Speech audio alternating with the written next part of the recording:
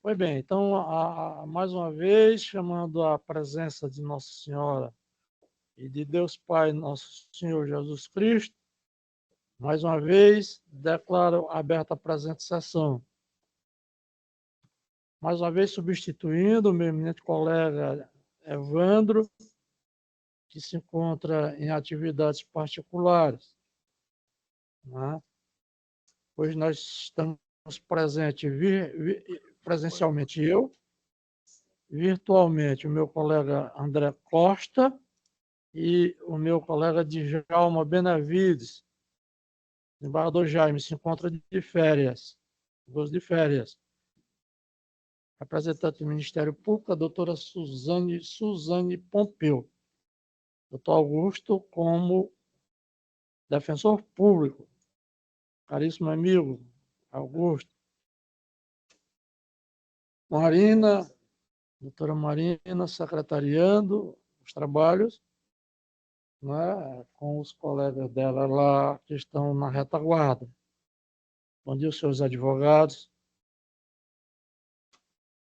E começo a nossa sessão indagando do meu colega André se aprova a ata anterior. Pela aprovação, Excelência, sem nenhuma contestação. Desembargador Djalma. Pela aprovação, presidente. A ata foi aprovada, também já que eu aprovo, vai a registro. Né?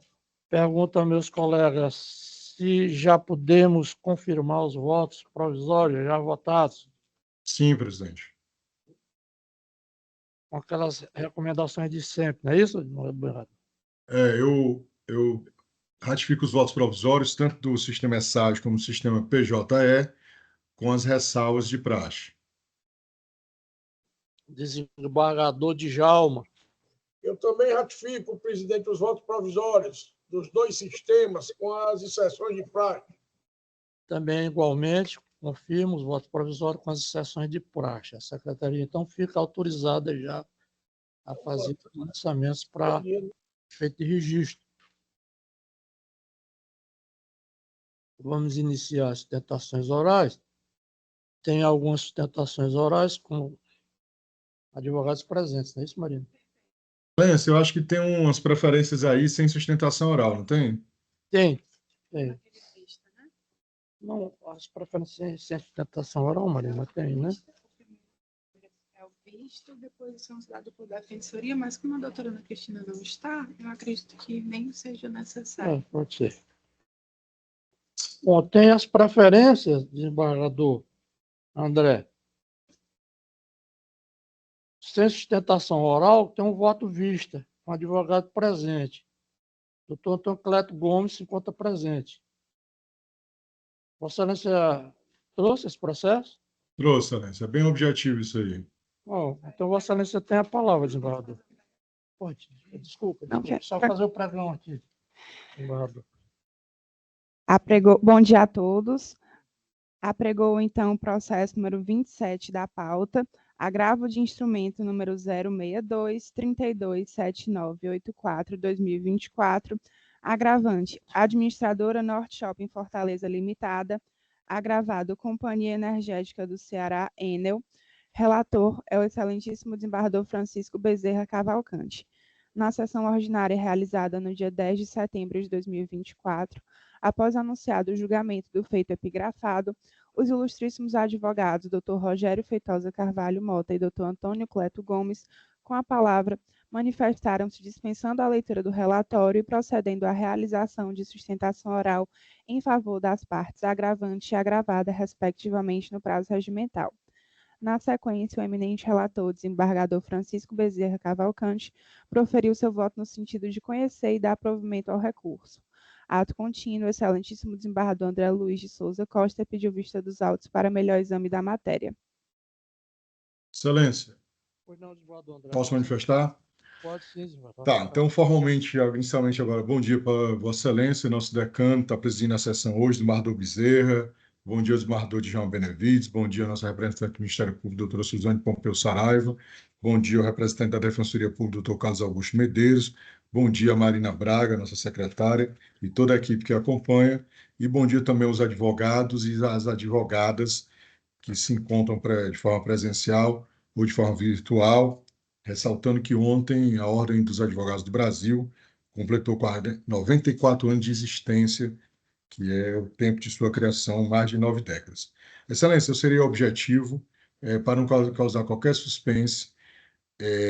Eu recebi por 2 vezes tantos representantes da COELSE, os advogados da COELSE Enel, como também, de igual forma, tratamento simultâneo, igualitário, eu recebi os advogados da administradora Norte Shopping Fortaleza Limitada, recebi memoriais, depois recebi memoriais depois do voto, e tive também um diálogo por 2 vezes com Vossa Excelência. Então, nesse momento, e não obstante as argumentações trazidas, as fortes argumentações trazidas pela COELS, pela Enel, eu estou seguindo o voto do relator, equilibrando o que foi argumentado por uma parte, argumentado pela outra, e pelo que Vossa Excelência trouxe o voto. Então, neste momento, eu estou seguindo o voto de Vossa Excelência, e é como voto, Excelência. Pois não, desembargador André, muito obrigado. Desembargador Djalma, como voto? Acompanho integralmente o voto do relator. Vou proclamar o resultado.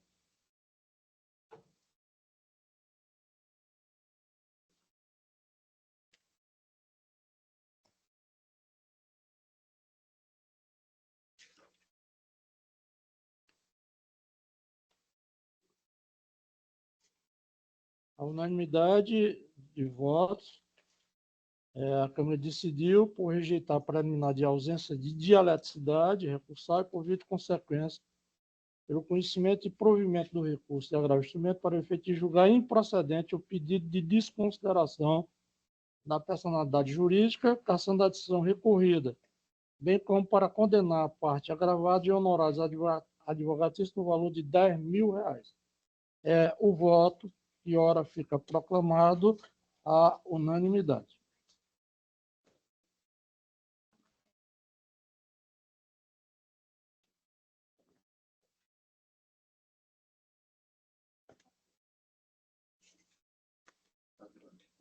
Bom dia. Bom dia, doutor. Esses dois da dupla defensoria, a doutora Ana Cristina não está. O senhor quer que eu faça o pregão? Sim, mas ela não se encontra, não, só proclamar. Sustentações orais, né? Tem sustentação? Não tem, né? Não, já. Não, aí só proclamar o resultado. Certo. Viu? Pode falar isso. Passando então aos processos em que há dupla participação da Defensoria Pública, o primeiro deles é o 89 da pauta, agravo interno cível número 020.1579.38/2023/50.000, de relatoria do excelentíssimo desembargador André Luiz de Souza Costa. André, eu vou só proclamar o resultado, viu? Já houve votação provisória, tá certo? Certo, é só proclamar, Excelência. O recurso foi conhecido e não provido, à unanimidade. O resultado foi proclamado.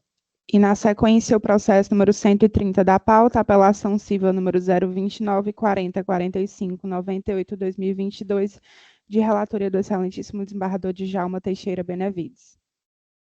Também, desembargador Djalma, já houve votação provisória, eu vou só proclamar o resultado, ok? Desembargador Djalma. Está aberto. O microfone do desembargador Bezerra está baixo. Desembargador Djalma, igualmente ao do desembargador André, já houve votação provisória. Eu vou só proclamar o resultado, ok? Perfeitamente, desembargador. O recurso foi conhecido e desprovido à unanimidade. Exato. A primeira. Ele chegou primeiro? Pois vamos lá. Passando, então, aos pedidos de sustentação oral com preferência aos advogados que compareceram à tribuna, faço o pregão do processo número 10 da pauta, agravo de instrumento número 062-9103-24/2024, que é conexo ao agravo interno cível número 062-9103-24/2024/50.000, agravante OSA em recuperação judicial, agravado Companhia de Habitação do Ceará, Coab CE, Relator, desembargador Francisco Bezerra Cavalcante. A parte agravante solicitou a sustentação oral.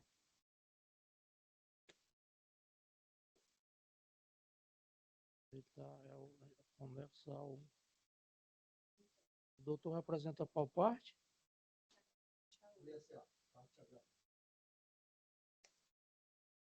Pois bem, Vossa Excelência dispensa a leitura do relatório. Perfeitamente, Excelência. Vossa Excelência, então, tem a palavra por 15 minutos. Obrigado. Meus cumprimentos, meu bom dia aos excelentíssimos desembargadores que compõem essa 4ª Câmara de Direito Privado. Meus cumprimentos ao excelentíssimo presidente e relator do processo, desembargador Francisco Bezerra Cavalcante. Meus cumprimentos ao desembargador André Costa. Meus cumprimentos ao desembargador Djalma Benevides. Meus cumprimentos ao ilustre representante da Defensoria Pública, doutor Carlos Augusto, doutora Suzane, representante do Ministério Público, doutora Marina, secretária, aos presentes colegas a esta sessão. Excelências, esse processo, na origem, trata-se de uma ação reivindicatória intentada pela Coab contra a OSA. Nos autos dessa ação foi realizado acordo no sentido de que a OSA assumiu o compromisso, um acordo de efetuar pagamentos de aluguel. E começou a efetuar esses pagamentos desse aluguel, até que se descobriu que o imóvel em questão foi doado há 45 anos atrás, para que se tenha uma ideia, quando a telefonia ainda era não privatizada, ainda era economia mista, a antiga Teleceará. Essa doação, ocorrida em 1979, obviamente, demonstrava de forma clara de que a Coab não era mais proprietária do imóvel. Se ela não era proprietária do imóvel, como é que ela iria cobrar aluguéis da OSA? A Oi parou de pagar os aluguéis e daí veio a execução desse contrato. A primeira questão a ser colocada, excelências, é a validade da escritura de doação e o erro na formação do acordo. O erro é essencial. Quando o acordo foi firmado, as partes, e aí é importante reconhecer, nem a Coab tinha consciência, certeza dessa doação. Imagine que os gestores que realizaram esse acordo não tinham conhecimento dessa doação ocorrida há 45 anos atrás, na época da Teleceará. Ou seja, o acordo contém um erro essencial.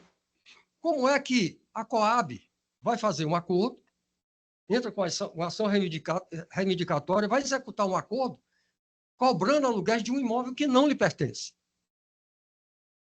Esse imóvel pertence à sucessora da Teleceará, ora agravante OSA, há 45 anos atrás. O acordo contém um erro que impede que se prossiga com a execução, e não apenas com a execução. Nos autos principais da origem, a Coab já pediu o despejo da Teleceará, da OSA. Excelências, esse imóvel, onde estão instaladas equipamentos, foi construído pela Teleceará, sucedida pela OSA. Lá dentro dessas instalações, desembargador André, funcionam serviços essenciais para a população. E não é apenas a população do Conjunto Ceará aonde está instalado o imóvel. Conjunto Ceará, é o Conjunto Zé Valdo. Não é só o conjunto onde está instalada a estação, o imóvel. Além do conjunto, tem adjacências que também tem prestação de serviço de internet, ainda que minoritária, telefonia fixa e telefonia celular. Imagine se essa ordem de despejo é cumprida, se não se obtém aqui, no tribunal, através desse agravo, o efeito suspensivo a essa decisão. A Oi será desalojada de um imóvel que lhe pertence.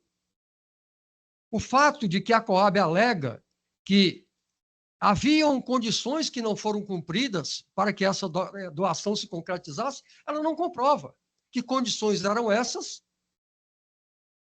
e o que ensejou o descumprimento dessas condições por parte da Oi S.A.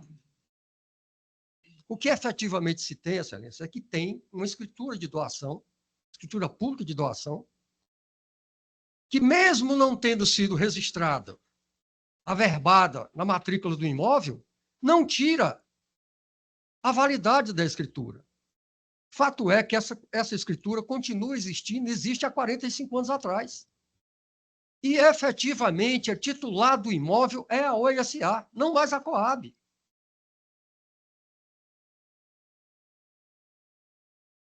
Excelências, desembargador Djalma, imagine o seguinte: o serviço funciona lá perfeitamente, plenamente. E aí chega a ordem de despejo e retiram a Oi S.A. desse imóvel. Enquanto a empresa consegue um novo imóvel, um novo prédio para colocar essas instalações, como é que fica a prestação de serviço à população? Trata-se de um serviço essencial. Ontem eu tive problema na minha residência que, de repente, a internet caiu. Aí a gente começa a perceber o quanto a internet é essencial na vida da gente. Nós, advogados, dependemos essencialmente, toda a população depende essencialmente do serviço de internet hoje em dia. Não se vive sem internet. E o despejo da Oi S.A., a não concessão do efeito suspensivo a essa decisão, vai efetivamente prejudicar, em última instância, a população usuária do serviço prestado pela Oi S.A. Não há qualquer prova nos autos, Excelência, de que essa escritura não tem a validade reivindicada pela Oi. Não há. É uma doação que dá a titularidade do imóvel à Oi desde 1979, janeiro de 1979. Mais de 45 anos. Fumaça do bom direito, perigo de demora, Excelência. Está mais do que evidente. Se não for concedido o efeito suspensivo pleiteado pela Oi S.A., nós teremos efetivamente o despejo, a desocupação forçada do imóvel, onde tem equipamentos de internet, equipamentos de telefonia fixa e de telefonia móvel. Tudo isso ocorrendo num imóvel que tem dono. A Oi S.A. é proprietária do imóvel, é a titular do direito de posse e propriedade, e não há por que a empresa ser despejada, ocasionando um prejuízo incalculável para a população, porque a Coab insiste, sem comprovar, em dizer que condições para a doação não foram cumpridas. Que condições são essas? Nos autos constam essas obrigações não cumpridas pela Oi S.A.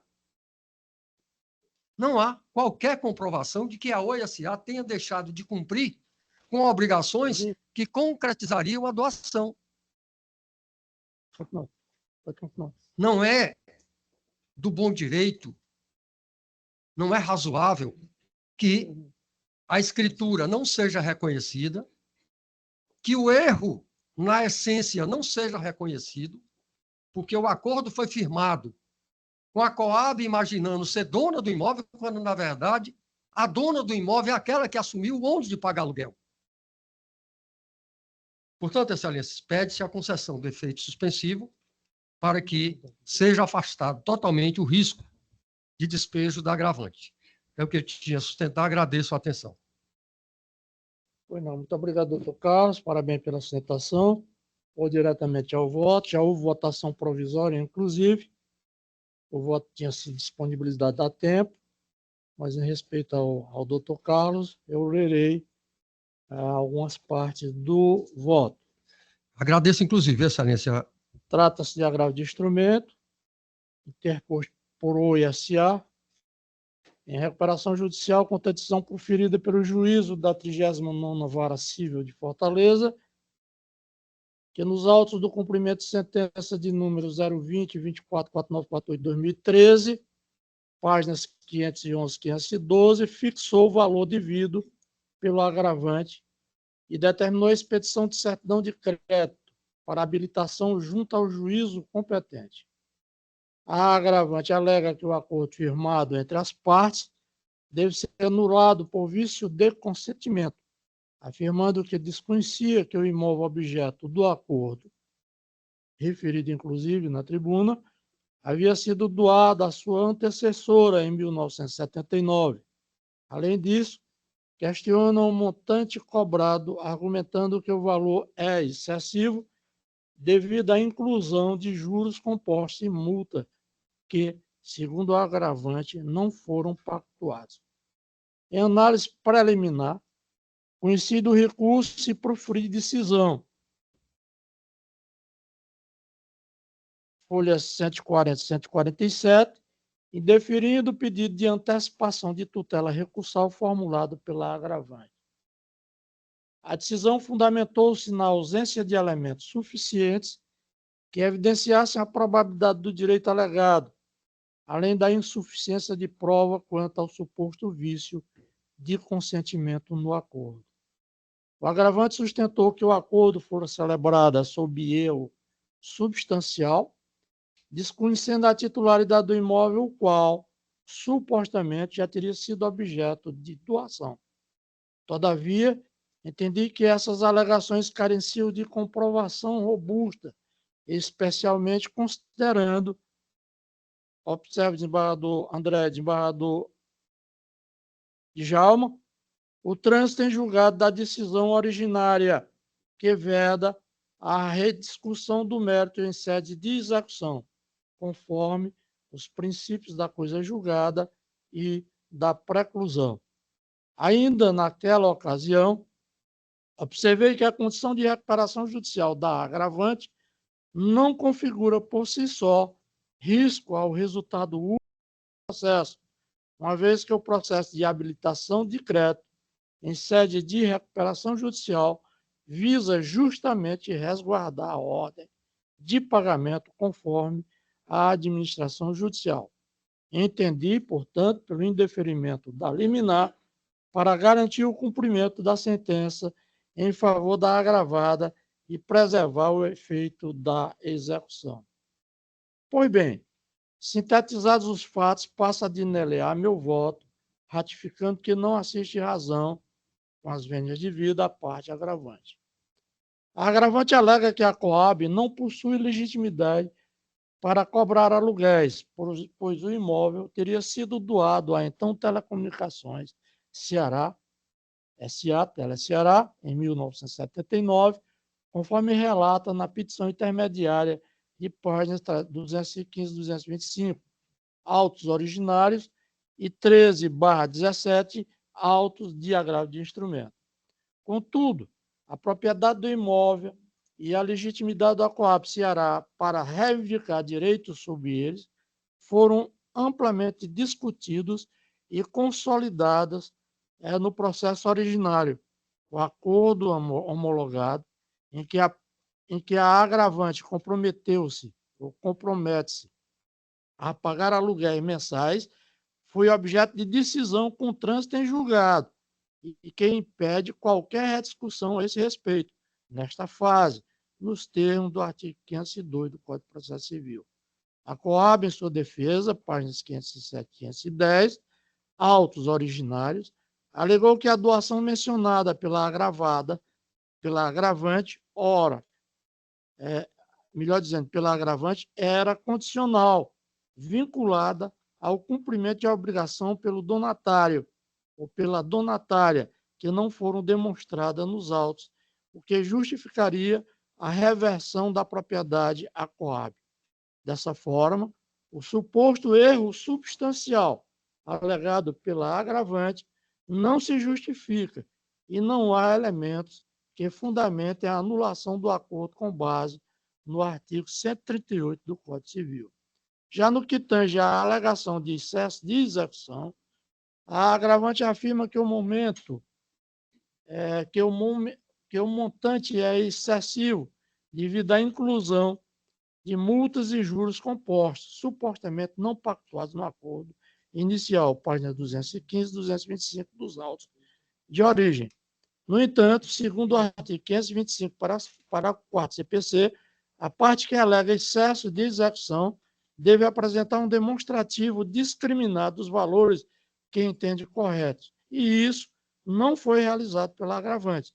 Sua impugnação limitou-se a alegações gerais sobre o valor que considera devido, sem qualquer detalhamento ou comprovação objetiva. A ausência de um demonstrativo de cálculo impede a análise da questão de excesso de execução, uma vez que a incumbência da parte impugnante fornecer os elementos necessários para fundamentar a revisão do valor cobrado, nos termos do CPC, sem o devido detalhamento, a alegação de excesso não merece acolhimento, pois o cumprimento de sentença segue regularmente as condições do título executivo judicial. Deste modo, a via estreita de cognição de agravo de instrumento inviabiliza a manutenção dos argumentos sustentados pela recorrente, devendo-se ser mantido o indeferimento da antecipação da tutela recursal e confirmação da decisão agravada. Esse é o voto proferido no agravo de instrumento e, com respeito ao agravo interno, em face dessa decisão, dou por prejudicado. É como voto. E pergunta ao desembargador André Costa, como voto. Doutora Marina Braga, como é o nome do advogado que ocupou a tribuna, por favor? Doutor Carlos. Doutor Carlos Antônio. Inicialmente, Excelência, eu cumprimento o doutor Carlos Antônio pela sustentação oral em nome do seu cliente. E não obstante os argumentos trazidos pelo eminente profissional, eu ratifico o voto provisório pelos fundamentos jurídicos lançados e estou acompanhando o eminente relator, desembargador Francisco Bezerra. É como voto, Excelência. Pois não, muito obrigado, desembargador André. Desembargador Djalma, como vota? Eu ouvi atentamente as palavras aí do advogado na tribuna, doutor Carlos, mas não tiveram a força de mudar o meu pensamento sobre o voto prévio. Então, eu reafirmo o voto que já lancei também, acompanhando integralmente o relator. Pois não, muito obrigado, desembargador Djalma, da Divina Itapipoca. E o resultado fica proclamado, o que eu acabei de ler de forma unânime. Desembargador Carlos, muito obrigado. Excelências, muito obrigado. Excelente semana para todos. Saúde e O paz. senhor também. Vamos em frente, Marina. Na sequência, faço o pregão do processo número 53 da pauta, apelação civil número 01-46-239-69-2016, apelante GEX Empreendimentos e Administração de Investimentos Limitada, advogada solicitante, doutora Rosângela Kemp, apelado Topcom Engenharia e Incorporação Limitada, relator é o excelentíssimo desembargador Francisco Bezerra Cavalcante. A parte apelante solicitou a sustentação oral.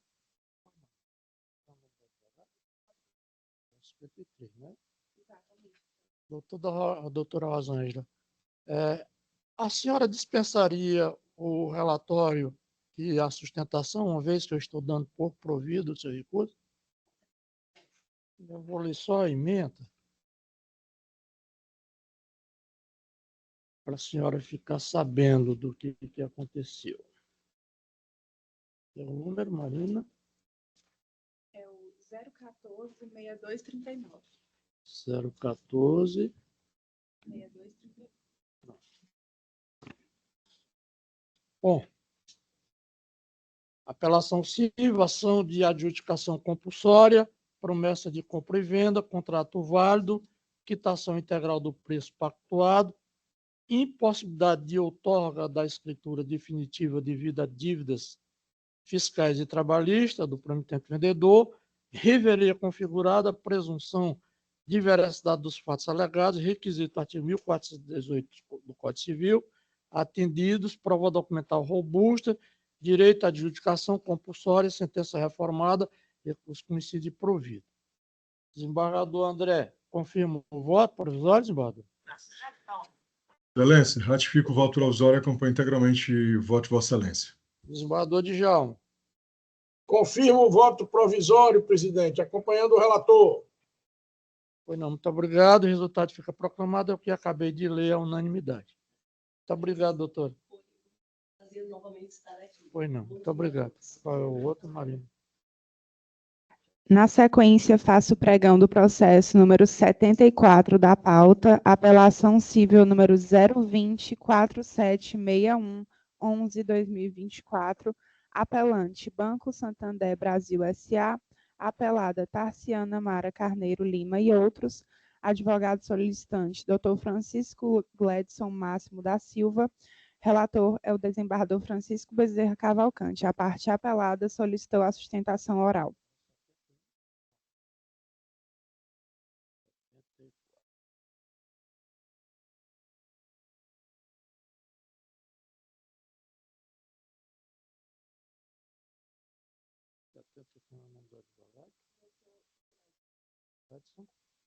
Está presente? Doutora Marina, qual o item, por favor? É o 74 da pauta, excelência. Obrigado. Doutor Gladson, né? Doutor Gladson também é idêntico ao outro caso. Vossa Excelência está sendo vencedor na hipótese. Vossa Excelência dispensa o relatório e a sustentação. Sim, Excelência. Já a votação provisória, eu vou ler a emenda. Agradeço. Para Vossa Excelência tomar conhecimento. Apelação civil, ação de cobrança e indenização securitária, morte do segurado no período de carência, segundo a proposta, aplicação do CDC, divergência entre o prazo de carência da proposta e do certificado, preliminar de ilegitimidade passiva do banco, afastada pelo princípio da aparência e solidariedade no CDC, aplicação da interpretação favorável ao consumidor e boa-fé objetiva, prevalência do prazo de 60 dias da proposta, correção monetária desde a contratação, súmula 632 STJ e juro de mora, a partir da citação, recurso conhecido e desprovido. É o voto. Obrigado, Excelência. Desembargador Agradeço. André, como voto? Confirma o vosso voto? Vossa Excelência, acompanho o eminente relator. Desembargador Djalma, como voto? Confirmo o voto provisório, acompanhando o relator. O recurso fica proclamado tal qual eu indiquei há pouco tempo, a unanimidade. Obrigado, Excelência. Tenha um bom dia de Muito trabalho. obrigado, doutor. Encerrados os pedidos de sustentação oral dos advogados presentes em tribuna, passaremos, então, aos pedidos em que os advogados se encontram no meio virtual. Faço o pregão do processo número 44 da pauta, apelação civil número 005100489/2021, apelante FM de SL, apelado ILR, advogada solicitante, doutora Josiane Cássia Costa Matos Souza, relator é o desembargador Francisco Bezerra Cavalcante. A parte apelada solicitou a sustentação oral. Bom dia, doutora Josiane. Bom dia. Bom dia, desembargadores, membros desta Câmara, desembargador... Só um momentinho, doutora. Doutora, só um instantinho, por favor. Vossa Excelência dispensa a leitura do relatório? Sim. Vossa Excelência, então, tem a palavra por 15 minutos. Obrigada, Excelência. Bom dia. Inicialmente, eu gostaria de cumprimentar os membros desta Câmara, desembargador relator Francisco Bezerra, desembargador André Costa, desembargador Djalma Benevides. Cumprimento também a representante do Ministério Público que serve esta Câmara, na pessoa da doutora Suzane Pompeu, e a diligente secretária da 4ª Câmara de Direito Privado, a doutora Marina Braga. Julgadores, eu buscarei ser breve e objetivo, considerando o exacerbado número de casos que Vossas Excelências têm para proferir nessa extensa pauta de hoje.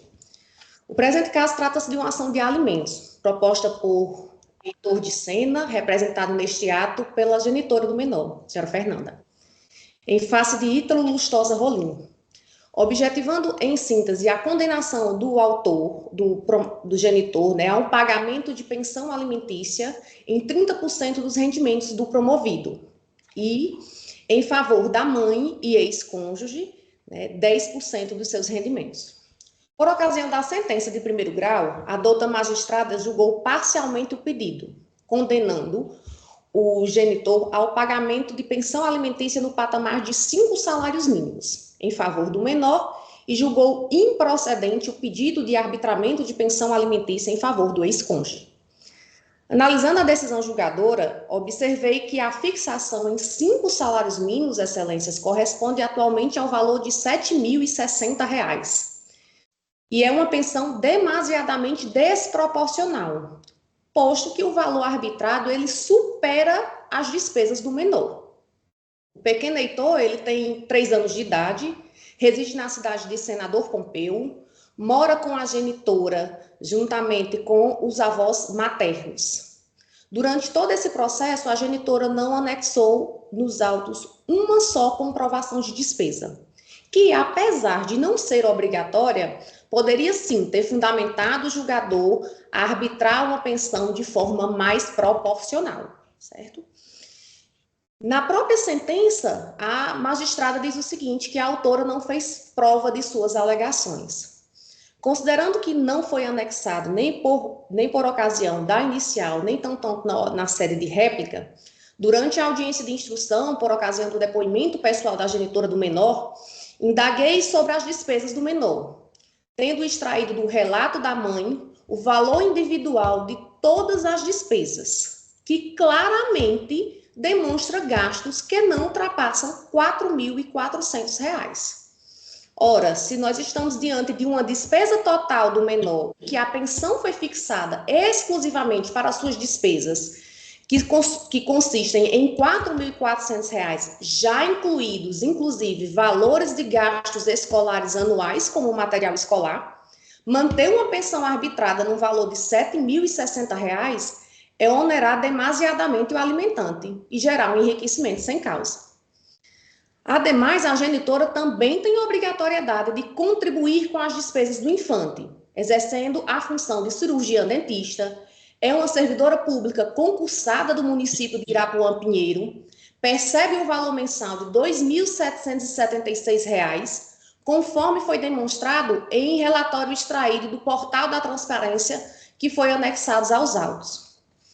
Ao discorrer a fundamentação, a própria magistrada aduziu que as despesas totalizavam R$ 4.394,77, quando ela dispôs, abre aspas, em audiência, a genitora elencou os gastos que possui com o menor, que não chegam ao patamar atual requerido, somando colégio, plano de saúde, médicos, material escolar, alimentação, medicação, lazer, fraldas, vestuários e etc., que totalizam, conforme elencado pelo réu, R$ 4.394,77. E, mais uma vez, enfatiza, a parte autora não faz prova de suas alegações.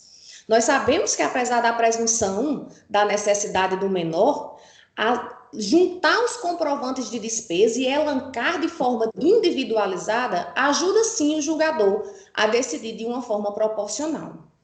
Se todas as despesas somam pouco mais de 3 salários mínimos, incluindo gastos com plano de saúde e escola, por que fixar o valor de 5 salários mínimos, que corresponde praticamente ao dobro das despesas do menor? O pagamento de pensão alimentícia no patamar fixado destoa totalmente da realidade da justiça no caso concreto. As despesas mensais do infante não chegam a 60% do valor fixado, que hoje corresponde a R$ 7.060. Por fim, o juízo do primeiro grau também se equivocou a condenar o genitor em honorários sucumbenciais, tendo como base de cálculo o valor da causa e não o valor da condenação, infringindo assim o artigo 82, parágrafo 2º do CPC. Assim, eu requeiro o provimento da apelação interposta pelo genitor para reformar a sentença de primeiro grau, fixando o encargo alimentar em 2 salários mínimos, além do custeio de plano de saúde e mensalidade escolar do infante. a ser paga até o dia 10 de cada mês, conforme já está sendo feito com a conta bancária informada nos autos. Requeiro ainda a correção da base de cálculo para incidência de honorários sucumbenciais, a serem fixados sobre o valor da condenação multiplicado por 12. Agradeço a atenção de Vossas Excelências. Muito obrigada. Muito obrigado, doutora Josiane. Eu vou diretamente ao voto. Já houve, inclusive, votação provisória. O voto tem cerca de 17 laudas. E, simplificado, o meu entendimento se encontra na seguinte ementa. Ação de alimentos proposta em favor do menor,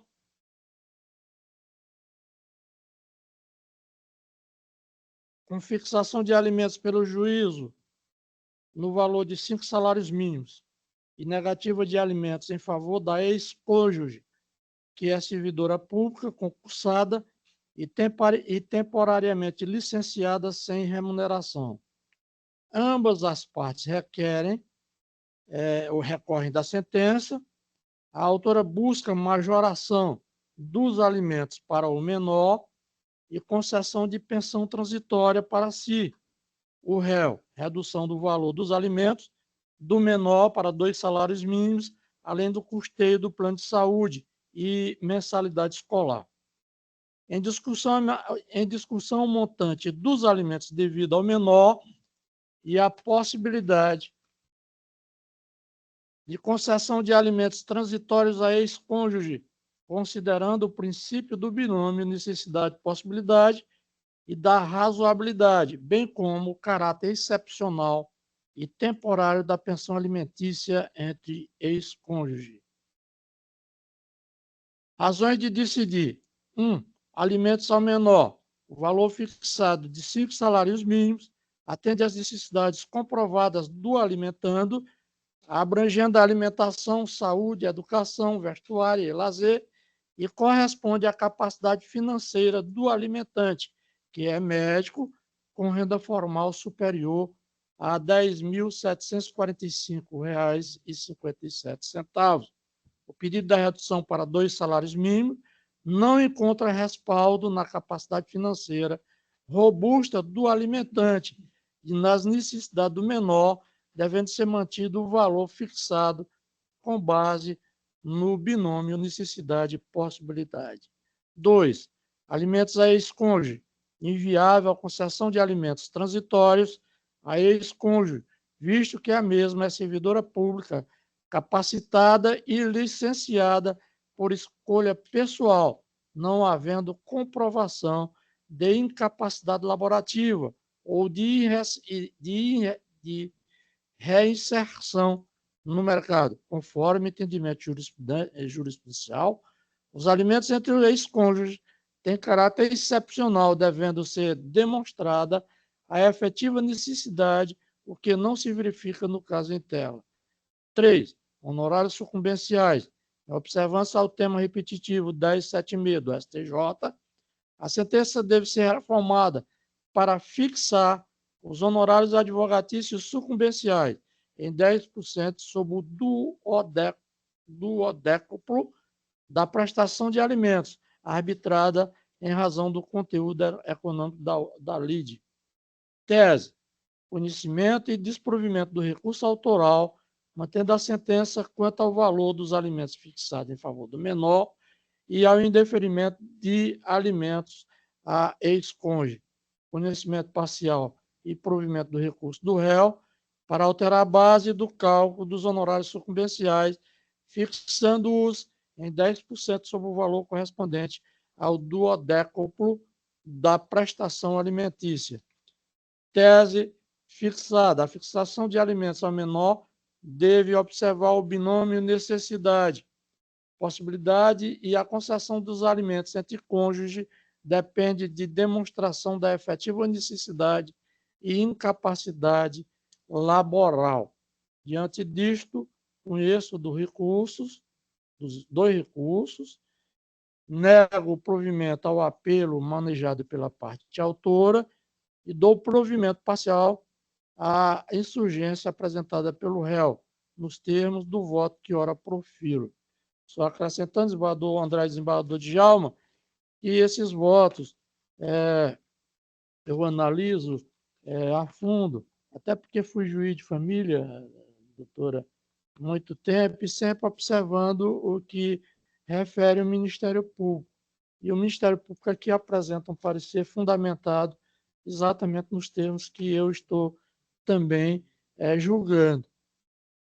Dizendo também, aprendi uma coisa, desembargador André, e eu tenho dito sempre aqui, desembargador Djalma, que esses casos de direito de família, principalmente quando se trata de alimentos, né, e precisamente sobre alimentos, o juízo da causa que está lá próximo das partes, não é só alimentos, problema de guarda, né, de menor, busca e apreensão de menor, né, até mesmo separação, divórcio, o juiz que está lá bem próximo, ele capta, diante do que obtém das partes e da própria presença das partes, né, de forma bem objetiva, né, melhor condição de se analisar a causa que lhe está sendo disposta, né, sem desprezar, claro, o ponto de nós aqui fazermos a revisão, se for o caso.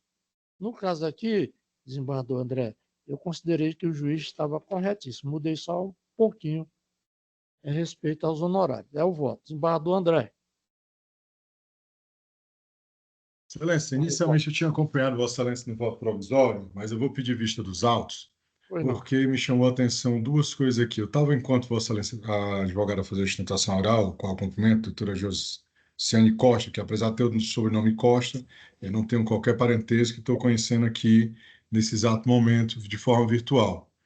Eu estava analisando aqui que me parece, eu posso estar equivocado, reanalisando aqui, que ficam dizendo que a criança necessita disso, necessita. Discordo de um ponto aí que o pai já falou, que diz assim, a criança não usa babá, né? Porque mora com a avó, que fica na casa da avó. Isso aí não significa que não necessariamente não precise de babá, principalmente por ser uma criança nova, e nós sabemos que o custo de uma babá não é barato. Mas, por outro lado, eu não vi aqui, tem várias assim, o custo de uma criança é X, mas eu não vi, e aí eu vou só mais calma, nenhuma planilha falando exatamente nem de um lado e nem de outro. Ficam com termos genéricos. Então, para que não sobre nenhuma dúvida, eu vou pedir vista dos autos e trarei de forma imediata na próxima sessão que eu tiver presente, Excelência. Então, nesse momento, eu peço vista dos autos e agradeço. Bom, vista concedido ao desembargador Obrigado, André, presidente. fica, então, o voto congelado.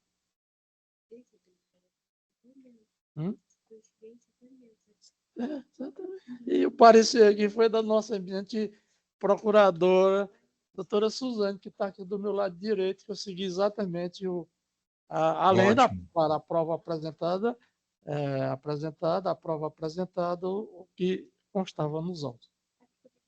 Aí eu ficarei mais atento ainda ao parecer do Ministério Público.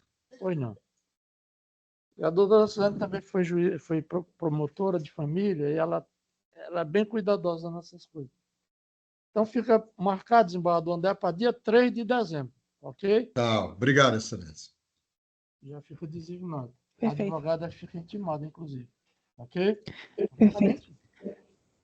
Dando continuidade, faço o pregão do processo número 57 da pauta, apelação civil número 020-33-7476-2023, apelante Itaú Unibanco Holding S.A., advogada solicitante doutora Ramine Cordeiro Soares Siqueira, apelado Arnaldo Carlos Lucas, relator é o excelentíssimo desembargador Francisco Bezerra Cavalcante. A parte apelante solicitou a sustentação oral. Bom dia, doutora Ramine. Bom dia, excelências. Bom dia a todos.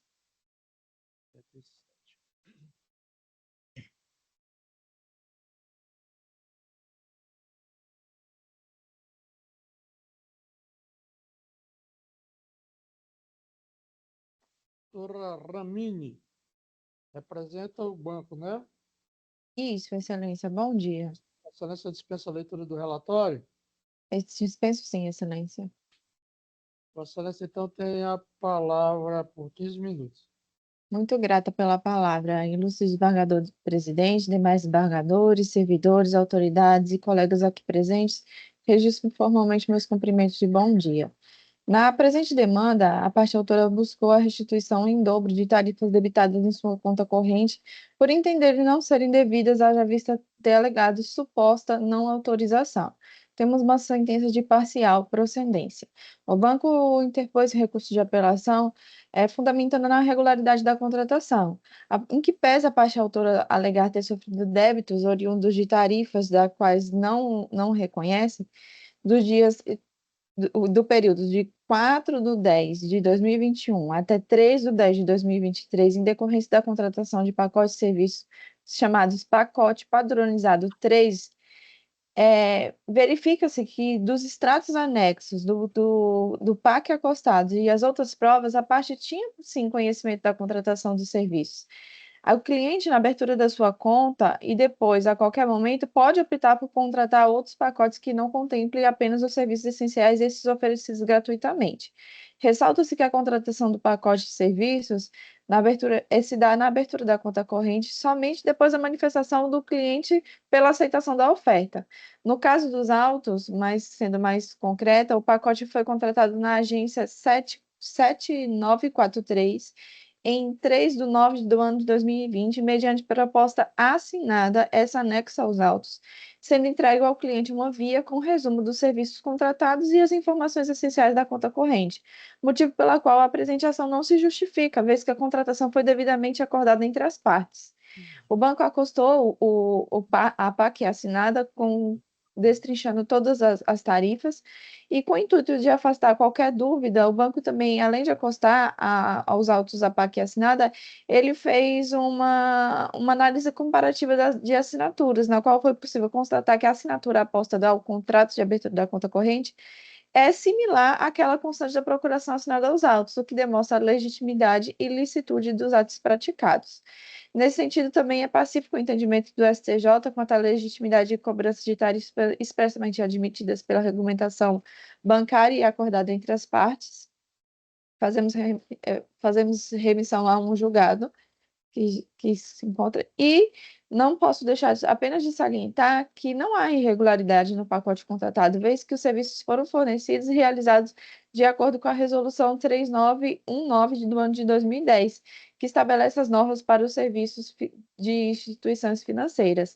Também há de se ressaltar que, no caso dos autos, conforme se observa nos extratos de conta corrente da parte autora, é possível verificar a quantidade de 37 descontos a título de pacote. Isso significa o quê? Significa que a parte autora foi informada 37 vezes mensalmente, tendo à disposição todos os serviços contidos no pacote. Logo, aqueceu por todo esse lapso temporal sem fazer qualquer reclamação ao réu, o que torna sua pretensão de repetição de indébito mediante a presente ação injusta e indevida. Nesses termos, nós sustentamos para que seja o presente recurso recebido nos efeitos devolutivos e suspensivos, para evitar lesão grave, e que seja conhecido e provido totalmente, devendo a referida sentença do magistrado da qual ser reformada para ser julgada totalmente improcedente a presente ação. Caso não seja acolhido o presente recurso, apenas em atenção ao princípio da eventualidade, requer que seja afastada a condenação ao pagamento de danos materiais em dobro, em razão da ausência da má-fé do banco apelante. É nesses termos que sustento e peço deferimento, Excelência. Pois não. Muito obrigado, doutora Romani. Romini. Pois bem, já houve também votação provisória. Eu vou simplificar o julgamento. Apelação civil, ação declaratória de inexistência de relação jurídica, com repetição de indébito e indenização por danos morais. Parcial procedência, cobrança de tarifa bancária, ônus do banco, artigo 3732 do CPC, indicação do CDC, falha na prestação de serviços evidenciada, responsabilidade objetiva da instituição financeira, repetição de indébito na forma dobrada, modulação dos efeitos. A RESP número 676.608 do Rio Grande do Sul, danos morais configurados, recurso do banco conhecido e desprovido, apelo autoral conhecido e parcialmente provido, sentença reformada. Reformo a sentença, por via de consequência, reformar a sentença primeira para condenar a instituição financeira a reparar os danos morais ocasionados à parte autora no montante de R$ 5.000, acrescido de juros moratórios e correção monetária nos termos da súmula 54 e 362 STJ. Finalmente, considerando o entendimento presente na jurisprudência do STJ, da relatoria de ministro Moura Ribeiro, terceira turma, julgado em 12 de 4 de 2021, no sentido de que a majoração dos honorários advogatícios sucumbenciais em grau recursal, na forma do artigo 85, parágrafo 11 do CPC, somente é devida na hipótese de desprovimento total e não de conhecimento do recurso, e desde que fixada desde a origem. Deixa-se de majorá-los, portanto, é o voto. Desembargador André, como vota?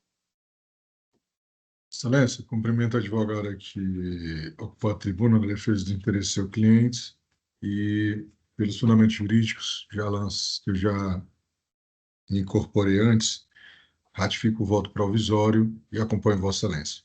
Desembargador Djalma, como vota? Também cumprimento a doutora Ramine Cordeiro aí pelas palavras aqui no nosso plenário. E eu confirmo o voto provisório acompanhando integralmente a sua relatoria, presidente. O recurso que fica proclamado é exatamente o que eu acabei de ler, a unanimidade. Para frente. Excelências, peço licença para me ausentar. Desejo um bom final de sessão. Até uma próxima oportunidade. Bom trabalho a todos. Foi não. Tchau. Na sequência, o processo 76 da pauta, apelação civil número 0025-40751-2009, apelante Otávio Gonçalves da Justa Neto, apelado Martins Lemos, advogados associados SS, advogado solicitante Dr. Paulo Fernandes Viana de Araújo, relator é o desembargador Francisco Bezerra Cavalcante. A parte apelada solicitou a sustentação oral. Isso, Excelência. Dr. Paulo Fernandes. Não está presente, não? Dr. Paulo Fernandes Viana, ausente. Qualquer sorte é ele vencedor. O recurso foi conhecido e desprovido de sentença mantida. Já houve votação provisória. Eu posso confirmar o voto, desembargador André? Sim, Excelência, pode confirmar. Desembargador Djalma, posso confirmar o seu voto? Favorável? Pode confirmar, presidente. Então, o resultado fica proclamado à unanimidade. Na sequência, eu faço pregando o processo número 93 da pauta, apelação civil número 018-7261-44-2015, apelante Ana Paula Araújo de Souza, apelado Autoviação Dragão do Mar Limitada, advogada solicitante doutora Tatiana Façanha Borges, relator é o desembargador André Luiz de Souza Costa. A parte apelada solicitou a sustentação oral. Bom dia, doutora Tatiana. Bom dia a todos. Desembargador André, eu posso me antecipar, Vossa Excelência? Já houve votação provisória, né? E parece-me que a doutora que se encontra na tribuna é atendida, né? Uma vez que o recurso é conhecido e não provido. Vossa Excelência dispensa a leitura do relatório e da sustentação, doutora? Dispenso, Excelência, agradeço a antecipação. Retorno, então, a palavra ao desembargador André, só para ler a cabeça da emenda. Né? Obrigado, senhor presidente. Cumprimento a advogada que se encontra na tribuna. Direito processual civil, direito civil, apelação civil, acidente, transporte coletivo, responsabilidade objetiva afastada, não demonstração de nexo causal, recurso conhecido e não provido. É como voto, Excelência. Pois não. Desembargador Djalma, confirma o seu voto, desembargador? Confirmo o voto provisório, presidente. Também confirmo, o resultado fica proclamado, é exatamente o que ora é ditado pelo eminente relator, desembargador André Costa. A unanimidade. Já tem, Maria? Ah, Já? só 2 processos pendentes de votação no Aqui SAG. ainda tinha isso. Não, esse aqui já foi, o advogado estava presente. Ah, esse aqui? Foi. O 6111? Foi o último presencial. Ah, perdão, agradeço o voto e desejo um bom trabalho a todos. Foi não. Muito obrigado, Bom dia. doutora. Boa sorte. Pronto, terminamos, né? Terminamos todas as tentações orais, agora vamos para os votos que faltam os eminentes colegas votar e, como tal, eu também, se for o caso, né? Passando então aos processos pendentes de votação no sistema SAGE, faço o pregão do processo número 87 da pauta, agravo de instrumento número 062-4560-75-2024, de relatoria do excelentíssimo desembargador André Luiz de Souza Costa, aguardando votação do desembargador Djalma Teixeira Benevides e do desembargador Francisco Bezerra Cavalcante. Qual é, Marina? O voto É o não 87, excelência. 37? 87. Agravo de instrumento número 062-4560. André, parece-me que não há disponibilidade esse voto, não foi disponibilizado. Desembargador André, o voto não foi disponibilizado. Foi, então acho que foi. Então peço desculpa aos amigos, dia 3 vai estar na pauta. Foi não. Eu não estou nem entendendo o que é que. Para dia 3, tá, Marina? Vamos seguinte. Na sequência, faço o pregão do processo número 100 da pauta, apelação civil número 020-26-9304-2024, também de relatoria do excelentíssimo desembargador André Luiz de Souza Costa, aguardando votação dos excelentíssimos desembargadores Djalma Teixeira Benevides e Francisco Bezerra Cavalcante. Igualmente esse, desembargador André, parece-me que não foi disponibilizado também. Estou achando estranho. Estou achando. Meus colegas, eu estou achando estranho. Deixa eu ver só. E o sistema aqui agora resolveu. Eu tinha votado todos, e hoje pela manhã também eu observei alguns que não estavam Pois é, disponíveis. eu vou anotar aqui os números. Qual o item atual agora, Marina? É o 100 da pauta, excelência. 269304-2024. O anterior foi o item qual? 87 da pauta, excelência. 87. Deixa eu só fechar e abrir aqui. Tem 100. Desembargador André, já aconteceu em votos meus da gente encaminhar e o SAG não encaminhar o voto. Pois é, porque ontem eu até fiz uma luta, só teve um que ficou. Antes do meu dia. Aliás, domingo eu liberei todos. Aí ontem só que eu liberei um e depois eu soube que eu tinha na hora de aprovar o voto, eu tinha encaminhado de volta. Eu tinha cometido um erro, tinha encaminhado de volta para o assessor. Certo. Mas eu já anotei o número de todos os dois, e aí eu vou colocar para o dia 3, saber o que foi que aconteceu. Fica adiado para dia 3. Obrigado, colegas. Obrigado também. Inclusive, André, eu observei isso, eu estava de plantão sábado, né, e já havia muitos processos disponibilizados. E eu Pois é, eu tentei liberar para não deixar para a última hora, eu tenho um compromisso até com a Marina e com os senhores, mas ontem eu cometi 2 equívocos depois que eu soube que eu tinha encaminhado para o local errado. Eu achei que tinha encaminhado para o local certo, aí depois minha assessoria me avisou. Isso é normal. Vamos para frente, Marina. Obrigado. No PJE já estão todos votados. Então, PJE todos votados. Nós não temos mais nenhum voto para hoje. Então, é 10 horas e 4 minutos. Olha aí, eu falei 10 horas, vamos chegar na risca. Então, nós encerramos a nossa sessão de hoje. Né? Terça-feira eu estarei aqui também. Vou viajar amanhã para o meu sertão. Né? Para comer um pedaço do bode. Né? Mas terça-feira, se Deus quiser, estarei aqui, presente. Alguma coisa, André? Não, só desejar, excelência, ótimo. Primeiro, parabenizado pela condução da sessão. A sessão hoje foi bem breve mesmo, nós estamos só com 3 componentes. Desejar uma ótima semana para todos, tanto nós, desembargadores, como representante do Ministério Público, da Defensoria Pública, Marina, a Secretaria e quem está no apoio, os advogados e advogadas que participaram. E é isso. Muita saúde para todos. Desembargador Djalma, alguma coisa, desembargador Djalma? Desembargador Bezerra, eu queria dizer que eu estou com a inveja branca de Vossa Excelência. Primeiro, o senhor vai passar no Canindé e ser abençoado por São Francisco. Depois, o senhor vai passar na querida Nossa Senhora da Boa Viagem. Depois, vai avistar o Serrote do Quinamunhu e mais na frente a sua querida Tauá. E seguramente vai comer aquele carneiro escalado que é o melhor do Brasil. Então, é inveja branca. Boa viagem, vai e volte com saúde.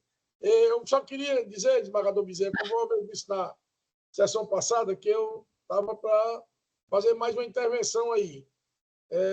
Nós vamos fazer uma queima por ablação, não é da estadia geral, é local, mas de qualquer forma eu devo passar uns 2 dias no hospital, e está confirmada a cirurgia para o dia 29. Certo. Se eu tiver condição de fazer dia 3, nem que seja do hospital, eu faço. Tudo bem. Viu? Mas antes eu aviso se há condição ou não, viu? Ok, mas Vossa Excelência tem que pensar primeiro na sua saúde, não pode misturar as coisas. Obrigado. Ok? Tá bom?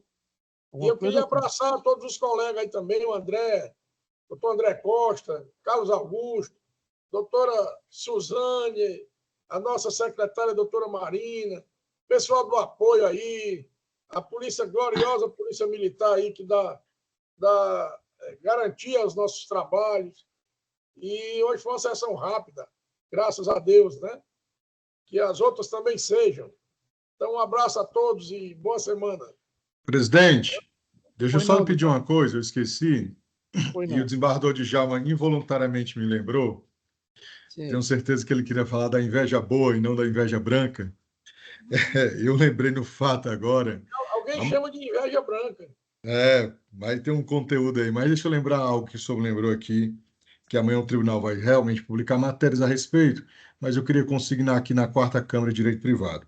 Amanhã, dia 20 de novembro, feriado nacional, primeiro feriado nacional, é um dia em homenagem à memória de Zumbi do Palmares e o Dia Nacional da Consciência Negra. Num país como o nosso, que a gente viu agora recentemente, inclusive jogos da PUC, São Paulo, da USP, há manifestações de jovens, manifestações racistas, a gente vê no futebol, vê no dia a dia, infelizmente, um país como o nosso, marcado por 358 anos de escravidão de pessoas negras, né? A gente ainda tem um resquício muito forte do racismo, do preconceito, da discriminação raciais.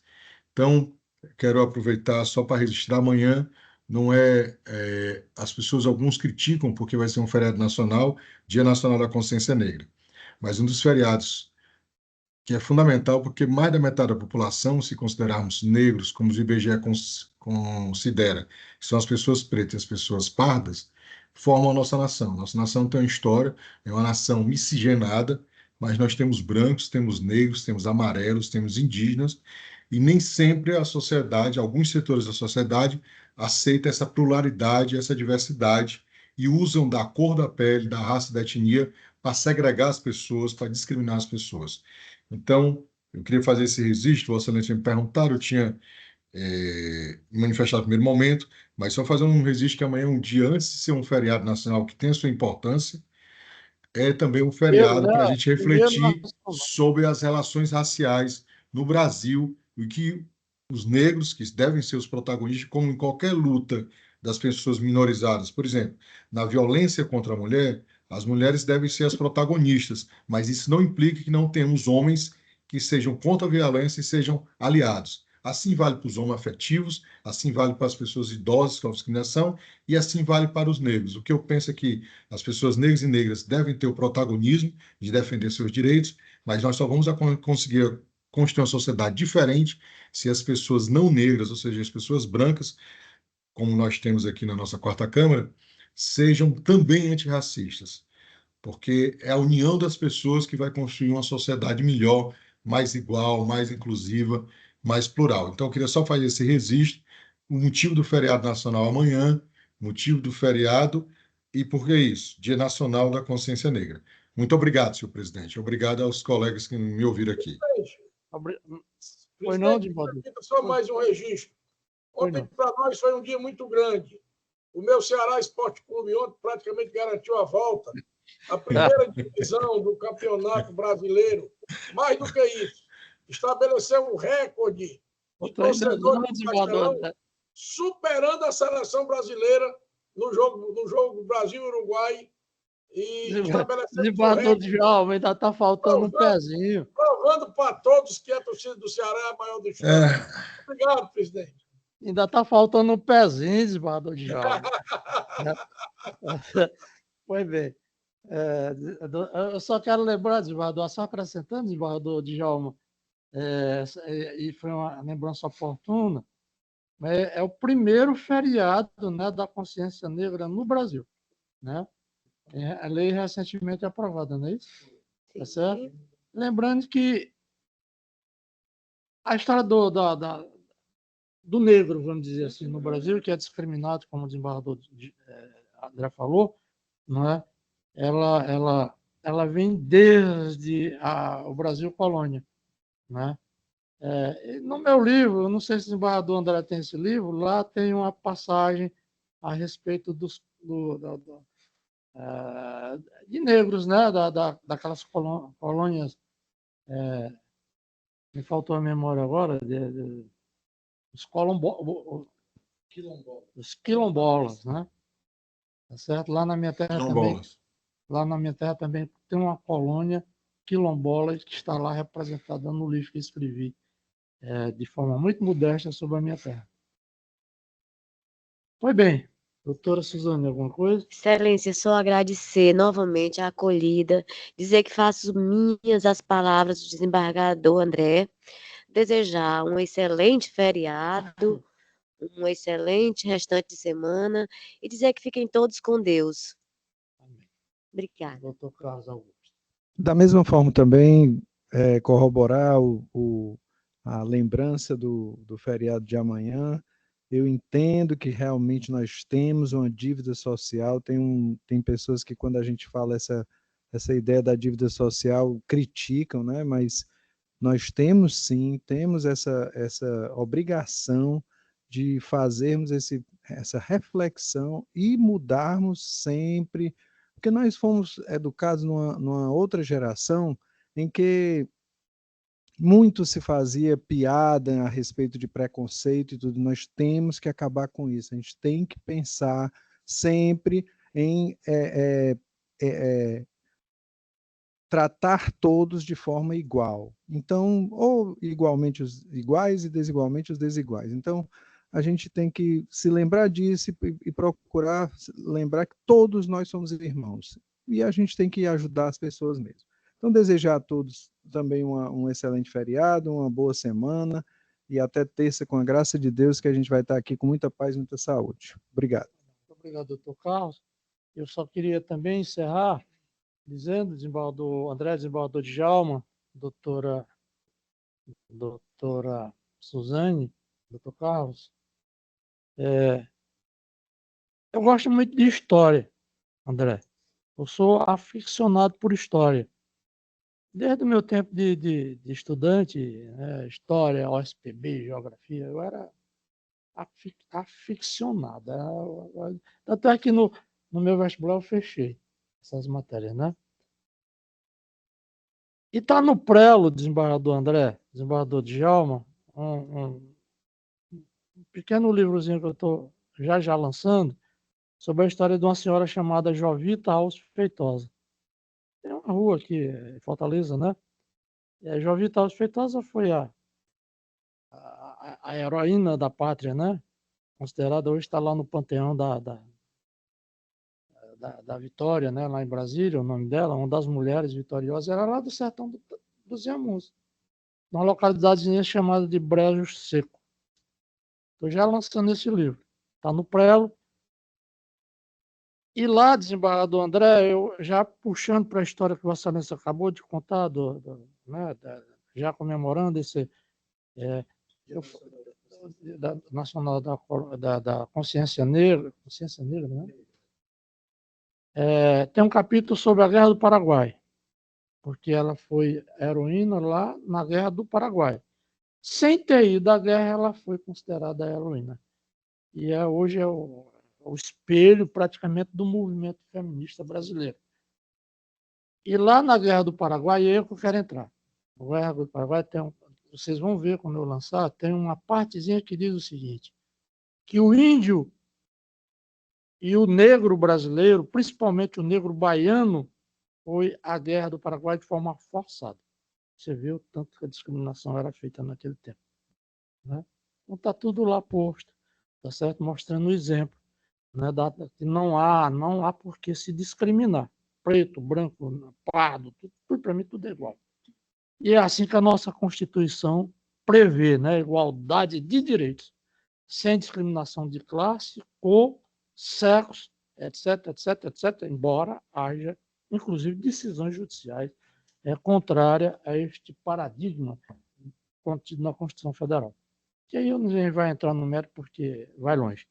Pois bem, então nada mais havendo a tratar, agradeço mais uma vez a meus imensos colegas, André, permita-me chamar de André, Djalma, doutora Suzane, doutor Carlos, doutora Marina, assistência, colega que está lá na informática, a Força Policial, enfim, a todos.